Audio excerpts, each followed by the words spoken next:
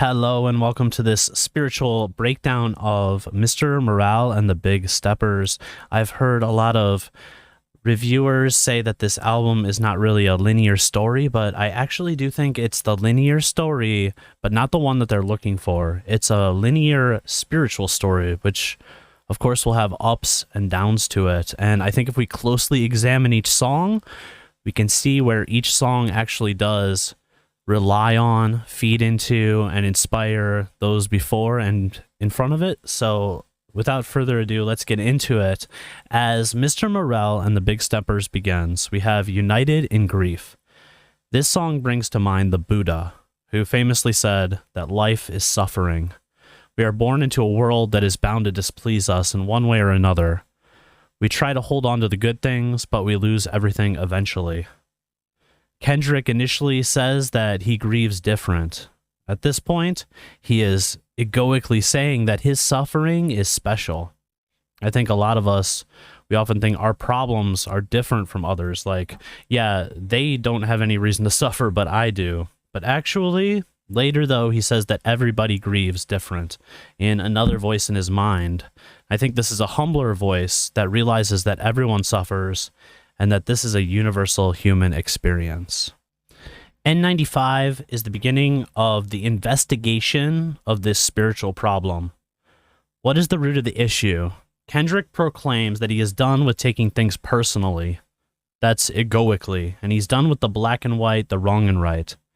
The idea of being done with wrong and right might seem nihilistic at first, but I think he's pointing towards something biblical here. In the Garden of Eden, the serpent offered the knowledge of good and evil. That's right and wrong. This knowledge separated us from the whole because we had the illusion that we could be like God.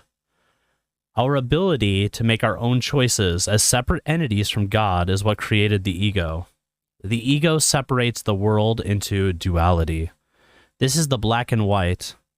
Obviously, on another level, there's a racial interpretation here, but for this spiritual breakdown, we can see black and white as duality. Duality is a concept of separating the world into opposites. Language and our mind run on duality. This is because we can't understand any concepts without their opposite. How do I know that duality is what is being overcome in this song? That's because Eckhart Tolle, the guru mentioned and sampled many times in this album, is the spiritual center of this album, and he is a non-dualist teacher. So, what is non-duality? How can we return to God? Kendrick gives us a meditation at the beginning of N95. He tells us to drop many things, including clout chasing, but also our car loan. The cloud chasing makes sense, you know, we would think spiritually like drop trying to put on a front to be cool or, you know, attract popularity, but why the car loan? Well, this means that he just wants us to mentally drop these concepts. He wants them to, he wants us to see what is left when everything that about us that is temporary or an illusion is dropped. And we are left then with truth or God. And that shit is indeed hard because we don't lose anything when we drop our concepts. We become extremely emboldened in the light of God. But he also could mean that it's hard to drop those concepts because it's such a deep part of our identity.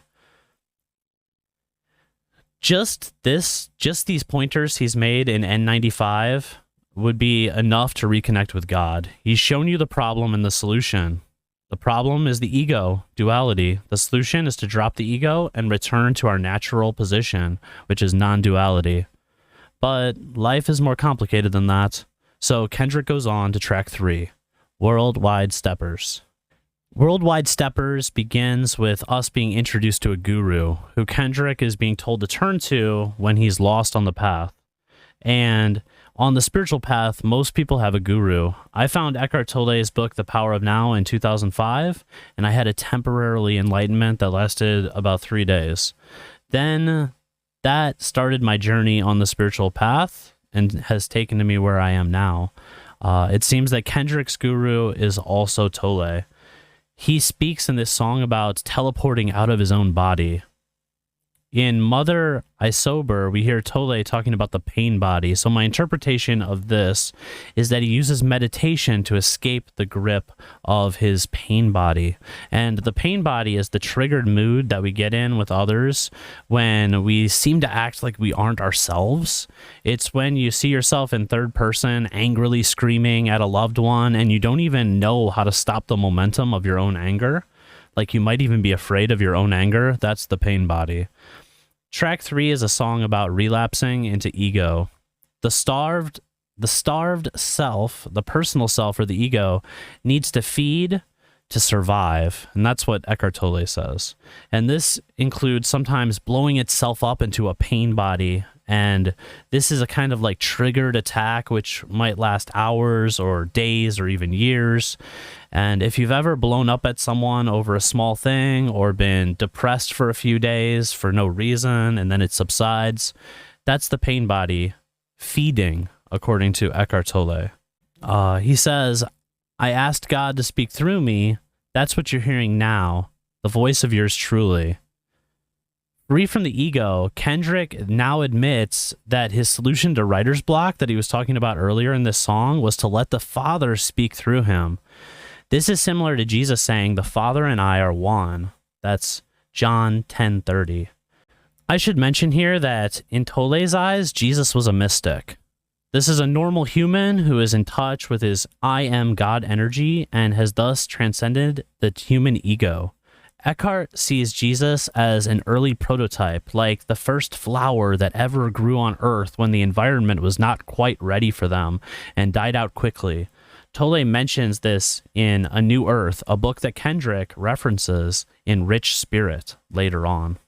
In Die Hard, Kendrick starts to step more into his Jesus role, talking about being able to risk it all for a stranger, and makes an allusion to Jesus dying to us when he says that.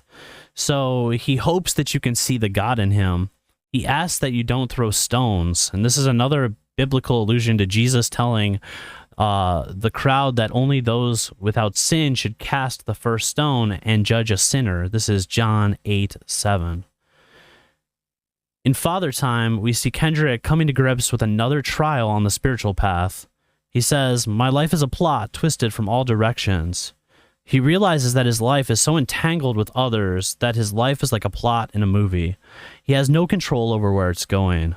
This realization that we lack free will goes with the idea that there is no person in us doing our actions. The ego makes that illusion up. And so all we have is an ego that's based on cause and effect, conditioning, and survival. And when was the last time that you made a choice that wasn't influenced by the outside world? Everything is everything. This idea is horrible and horrifying to the ego, the lack of free will, but it is freeing to the true self, the silent witness, because it means that we aren't guilty or responsible for things that we've done in the past. This is why Jesus said, forgive them, Father, for they know not what they do. The truth is that our lives are always pushed and pulled by the past and the future. We make choices based on chemical reactions in our brains, and we don't even really know where our thoughts come from, and we believe them entirely. While this lack of free will concept is interesting, we still appear to have free will, so we still apparently have free choices to make, so let's not get lost in that concept. That can be a trap too. In Rich Spirit, Kendrick mentions the Eckhart Tolle book, The New Earth. The New Earth depicts what life will be like after the ego is abolished in humanity. It's a heaven-like planet with world peace. And in this song, Kendrick is inclusive of all religions, saying that he is the aloof Buddha, I'm Christ with a shooter, praise to Muhammad.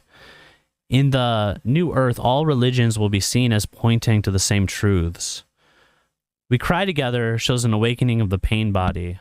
The road to enlightenment is not a quick and easy one. Don't expect to be rid of your demons right away. You never know what the path will contain. Here we see the pain body, and we can feel the pain body in the song. This could be a meditation for us. Become aware of the energy of the fight without identifying with it or running from it. The enlightened person accepts the energy and thus heals it. Kindness kills, as they say. In Purple Hearts, We close out the first half of the album with Ghostface. This song is about the power of love. Love is consciousness. Love is God. Love can kill all evil with its abundant kindness. Ghostface mentions 5D in what seems like a negative way, talking about how the world is so twisted now that we are in 5D, like the Twilight Zone. However, many spiritual people see ascending to 5D as a goal, as 5D is the reality of love, where we can manifest what we desire simply by being single-minded and focused without fear, greed, or doubt. You know you are approaching living in 5D reality if you see coincidences all around you, and they confirm that you're heading in the right direction. In another song, Worldwide Steppers, the multiverse, another spiritual concept is mentioned. The multiverse is a concept that there are infinite realities, and we move in certain directions between them based on our beliefs and energy. The highest reality would certainly be the reality of universal love. This is a personal journey, and you will always be meeting with others who have taken a similar quantum path as you move through your daily life. On your worst days, you might be interacting with the version of your spouse or friend who also took a negative spiritual path on that day. That's why when we feel awful, we tend to attract others in a bad mood as well. Disc 2 starts out with Count Me Out, and here Kendrick mentions his ego being the Lord of Lords, and he blames his ego for his problems rather than Satan. The lyrics of Count Me Out remind me of Jesus telling us in Luke 14:10 that when we go to a dinner table, we should take the lowest place so that when your host comes, he will say to you, "Friend, move up to a better place." This was Jesus' parable for how we should make our ego small. In this song, Kendrick seems to shrink his ego and self-importance to the point of being counted out. The meek shall inherit the new earth. In Crown, Kendrick, in all the wisdom he has found, wrestles with the savior complex and realizes that he can't save others. Silent Hill seems to me to be another relapse of the ego, another pain body. Kendrick is stressed out again by life. Like I said before, the spiritual path is not a smooth one for most. Unless you lock yourself in a monastery or something, then the struggle will come out internally, even in the monastery. On Savior, we see more of Kendrick talk about the savior complex. The fact is that we need to save ourselves. We all have pride that needs to be done away with before true consciousness can shine through. If we lean on an idol, we won't have the inner strength that we need to make it on our own. Kendrick talks about people's inconsistency here, such as seeing a Christian say the vaccine mark of the beast, then he caught COVID and he prayed to Pfizer for relief. Jesus in Mark 10:18 said, "Why do you call me good? No one is good except God alone." Even Jesus did not want to be leaned on as a savior. He wanted each individual to find God within. In Auntie Diaries, we hear Eckhart start by saying how we make concepts of people in our minds and that puts them in a box. Kendrick raps about radical acceptance of others. He talks about the difference between living from the heart and living from the mind. In this case, it means that when we keep our self-awareness on being, our consciousness, then we are loving and accepting. It's only the compulsive mind, the ego, that comes in and judges others and refuses to accept them. Kendrick says that the truth resides in the fire. This goes back to the N95 concept of dropping all conceptions. The truth is revealed when everything untrue is burned away. In Mr. Morale, we see pain, the pain of trauma and abuse and generational pain. Past life regression might even show Kendrick that this abuse and trauma has been going on for more than one lifetime. Eckhart Tolle quotes at the end seem to confirm this, telling us that people get taken over by this pain body because this energy field is almost like a life of its own.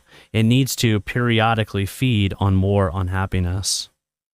People get taken over by this pain body because this energy field that almost has a life of its own, it needs to periodically feed on more unhappiness. Perhaps this pain body can jump from generation to generation, and it doesn't want to die. In Mother I Sober, we see the ending of the generational pain. This is a song about breaking all addictions and not escaping from pain.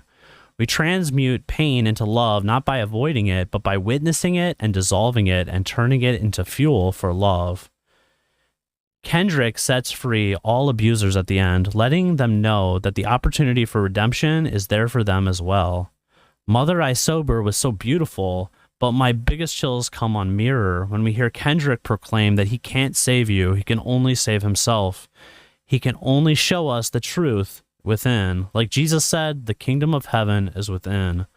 Kendrick lets us know that he is done with the drama, internally and externally. So, in the end, the story was linear, in my opinion. The album took us from grief to joy. The road was bumpy along the way, but in the end, Kendrick left the door to heaven open for us. For anyone who's saying that this album isn't what you expected, are you sure that that isn't your ego talking, afraid of the message contained within? Your ego has no idea what is waiting for you if you follow the same path Kendrick has laid out. That's because your ego can't follow him. Only you can follow Kendrick.